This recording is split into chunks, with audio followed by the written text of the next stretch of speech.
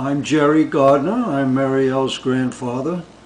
I joined the Navy in 1944 after my junior year in high school, and I went to New York up near Syracuse and the Finger Lakes to train in the basic training, where of course we did the basics in learning discipline, marching, how to handle firearms, how to take orders. How old were you when you joined? I was 17 years old. What branch of the military? And that was in the Navy. Did you see combat? No, fortunately I didn't get that close. I was too late getting into the war. What were your duties? What did you do? Well, I served on a minesweep tender, which was, I was called a water tender. I took care of the boilers that fired the steam engines for running the ship. Where were you during Pearl Harbor? During Pearl Harbor, I was still a freshman in high school in 1941. Did many of your relatives join the armed forces? I had a few relatives go in, yes. How did you and your family react to Pearl Harbor?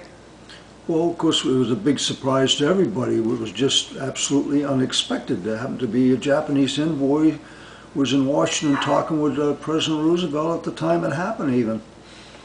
Did you feel differently about the Germans versus the Japanese?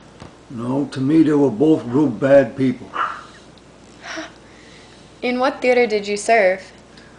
I served in the Pacific. We left from Norfolk, Virginia, traveled down through the Caribbean, through the canal over into the Pacific, and through the Panama Canal into the Pacific, up to San Diego, on out to Honolulu, and we went into Pearl Harbor, and I saw all the ships that had been sunk by the Japanese. All the huge warships we had were sitting like on the bottom of the bay. It was just an unbelievable sight. And from there I went on to Okinawa, which was just south of Japan.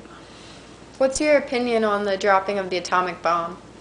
I think it was an absolute necessity. There was a lot of lives lost there, but we all felt that somewheres we had to end everything, and there would have been a tremendous amount of American lives, Allied forces lost in invading Japan, although we had the plans already on ship for the invasion, but fortunately we never had to go through with it.